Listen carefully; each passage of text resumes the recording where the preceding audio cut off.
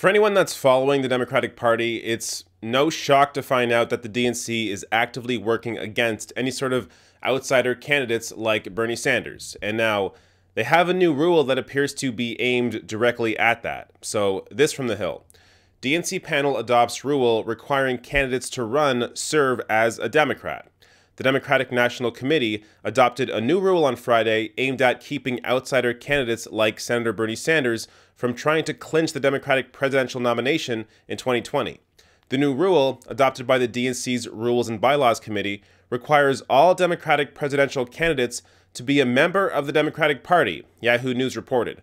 A presidential candidate running for the Democratic nomination must be a member of the party, accept the Democratic nomination, and, quote, run and serve as a member.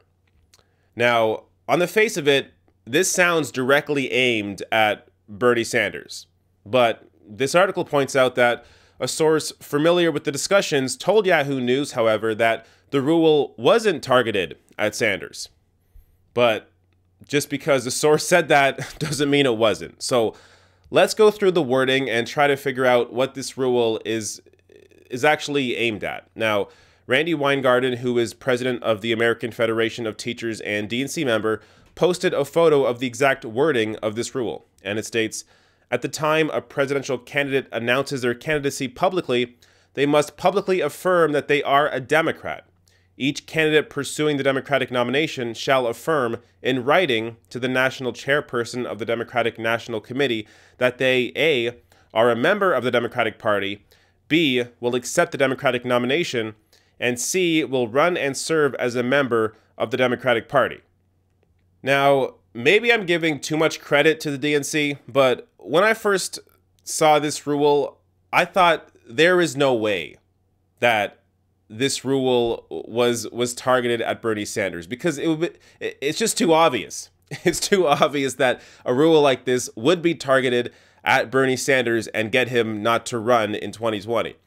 But so looking at this with a clear mind, you could say that maybe this is aimed at celebrities like Donald Trump or con men who pretend that they are actually progressive, but in reality they aren't. So they have to vocally say that they are a member of the Democratic Party to be able to run in the primary. But then, I mean, there are Democrats like Mark Warner, who apparently is now running, who is as conservative as you can possibly get while still being a Democrat. So I'm not exactly sure what voicing your allegiance to the Democratic Party is supposed to do. So this is also stupid and pointless. If they want to write a rule saying that you need to adopt certain policies that the Democratic Party supports, that would make a lot more sense, because that is actually specifics about what they're running on.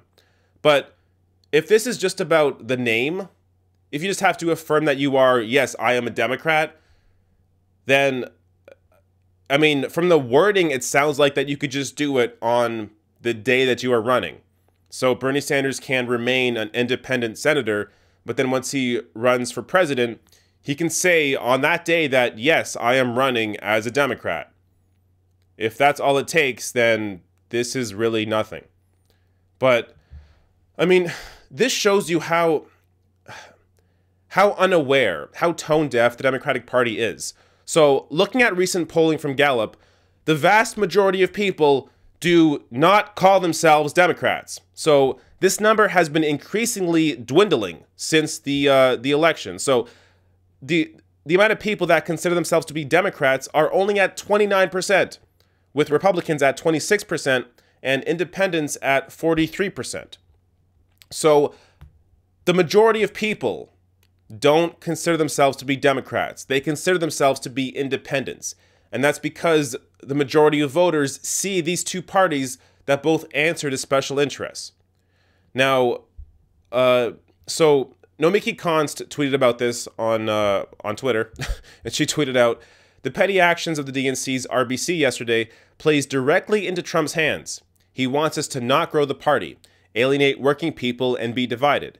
We must think about this moment in history, rise above fiefdom mentality, and remember that we stand in the way of fascism." So I think Nomiki is exactly right. A move like this doesn't really accomplish anything, and all it actually does is turn independents off from wanting to support the Democratic Party.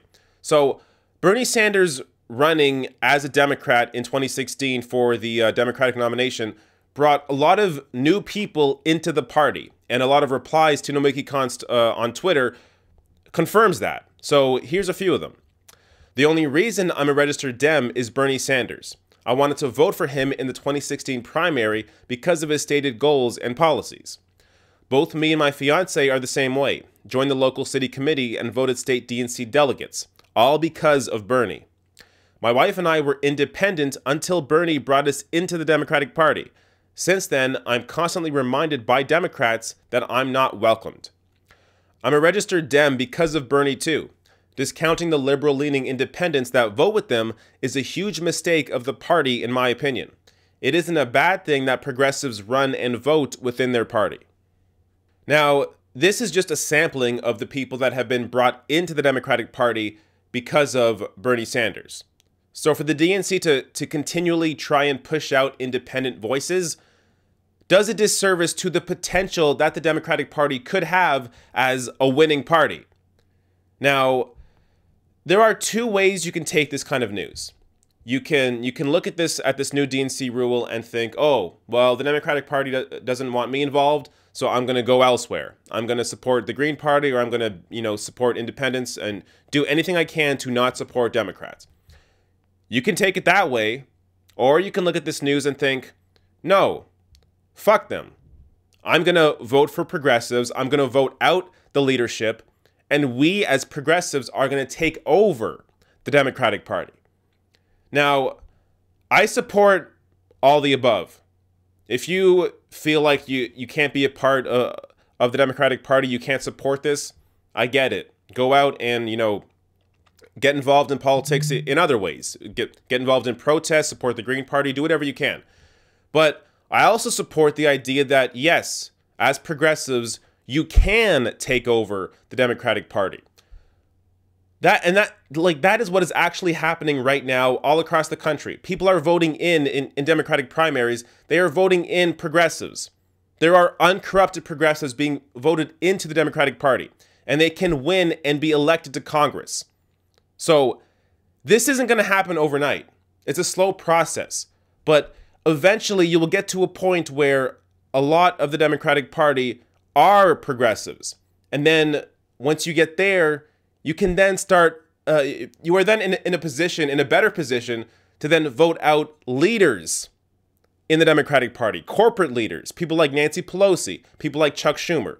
So the more you support progressives and support them within the Democratic Party, you can take it over. So while I understand people that are turned off by this and want to get more involved in independent politics, or, don't get involved at all in the electoral politics, I still suggest that if you were a supporter of Democrats, or you were an independent that was attracted to the Democratic Party because of Bernie Sanders, there is still a lot you can do to change this party, transform this party into a progressive one.